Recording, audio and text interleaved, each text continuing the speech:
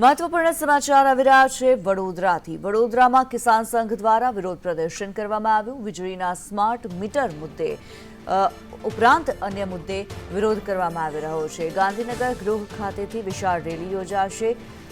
કલેક્ટરને આવેદનપત્ર આપવામાં આવશે। જિલ્લામાં કેટલાક સ્થળે ચક્કાજામની પણ ચીમકી ઉચ્ચારવામાં આવી છે।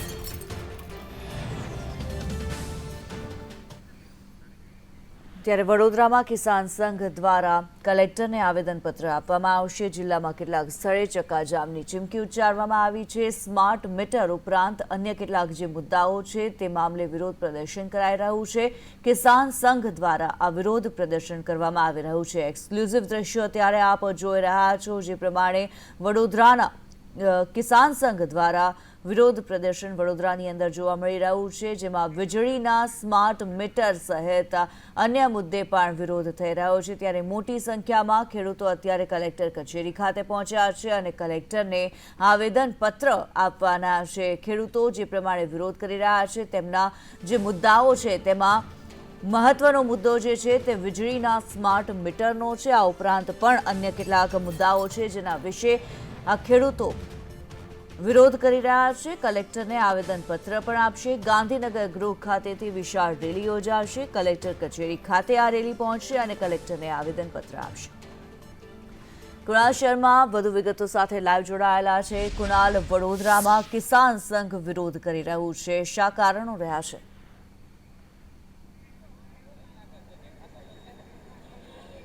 જે રીતે ખેતરોમાં સ્માર્ટ વીજ મીટર સહિતની જે માંગણીઓ છે ખેડૂતોની, એટલે કે કિસાન સંઘ દ્વારા સમગ્ર દેશમાં વિરોધ પ્રદર્શન કરવામાં આવી રહ્યું છે અને તેને જે મજદૂર સંઘ છે અને સંયુક્ત કામદાર સમિતિ છે, સંયુક્ત ટ્રેડ યુનિયન સમિતિ છે, આ તમામ દ્વારા કિસાન સંઘના આંદોલનને પણ ટેકો આપવામાં આવ્યો છે અને પોતાની માંગણીઓને લઈને પણ તેઓ હાલ અહીંયા વિરોધ કરી રહ્યા છે। ગાંધીનગર ગૃહથી આ વિશાળ રેલી અહીંયા નીકળી રહી છે, કલેક્ટર કચેરીએ પહોંચશે।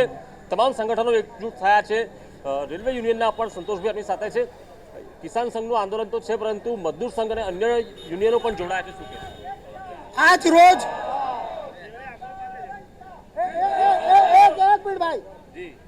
આજ રોજ જે રીતે દેશમાં માહોલ બન્યો છે એ પ્રમાણે તમામ ઔદ્યોગિક કામદારો, એમાં તમામ central trade union, local trade union, કિસાન લોકો બધા ભેગા મળીને ભારત સરકારને જગાવવા માટેનો પ્રયાસ કરી રહ્યા છે અને એના ભાગ સ્વરૂપે આજે વડોદરાની અંદર ગાંધીનગર ગૃહથી કલેક્ટર ઓફિસ સુધી રેલી કાઢીને કલેક્ટરને આવેદનપત્રમાં આપવામાં આવશે। એમાં અમારી માંગણીઓ જેવી કે 26,000 પગાર આપો, 10,000 મિનિમમ પેન્શન આપો, 4 લેબર કોડ, જે ભારત સરકારે એક કામદારોના હકો ઉપર કુઠારો ઘાત કર્યો છે એનો વિરોધ કરવા માટે અમે આજે આંદોલન કર્યું।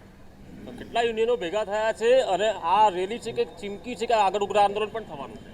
છેલ્લા ઘણા સમયથી કામદાર મંડળોની અને ખેડૂતોની જે માંગણીઓ પેન્ડિંગ છે તેના અનુસંધાને રાષ્ટ્રવ્યાપી આજે તારીખ 16ના રોજ રાષ્ટ્રવ્યાપી જે હડતાલનું એલાન કર્યું છે તેના ભાગરૂપે વડોદરા શહેરના તમામ રાજ્ય કક્ષાના, રાષ્ટ્રીય કક્ષાના ખાનગી અને સરકારી તમામ ટ્રેડ યુનિયનોએ બંધનું આહવાન કરેલ છે। તેના ભાગરૂપે અમે લોકો આજરોજ કલેક્ટરશ્રીનું આવેદનપત્ર આપીને અમારી રજૂઆત કરીશું, જેમાં 4 લેબર કોડ, ખાનગીકરણ અને ખાસ કરીને લઘુત્તમ વેતનના જે મુદ્દા છે તે મુદ્દા અમારા ઘણા સમયથી પેન્ડિંગ છે અને મુદ્દાનું નિરાકરણ આવે તે અમારી જરૂરિયાત છે। આ ચીમકી છે કે આંદોલન ઉગ્ર થવાનું છે? આ ચીમકી આપવામાં આવી રહી છે કે ઉગ્ર આંદોલન થશે? હજુ આંદોલન તો થવાનું છે, આંદોલન ચાલુ જ છે, આજથી નથી વર્ષોથી ચાલે છે। કેમ કે સરકારે જે છે કામદારોને ગુલામ બનાવવા માટેના જે કાયદા આજે રેલી કાઢીને આવેદન આપવાના છે અને મોટી સંખ્યામાં જે મજદૂર સંઘ છે, જે યુનિયનો છે, હાલ અહીંયા એકત્રિત થયા છે અને તેઓ વિરોધ કરી રહ્યા છે કે તેમની જે માંગણીઓ છે તેને લઈને તેઓ આજે રેલી કાઢશે। કિસાન સંઘનું પણ આજે આંદોલન છે, સમગ્ર દેશમાં આંદોલન છે ને તેને લઈને પણ વડોદરામાં તેના પડઘા જોવા મળી રહ્યા છે। જી, ધન્યવાદ કુણાલ આ માહિતી માટે।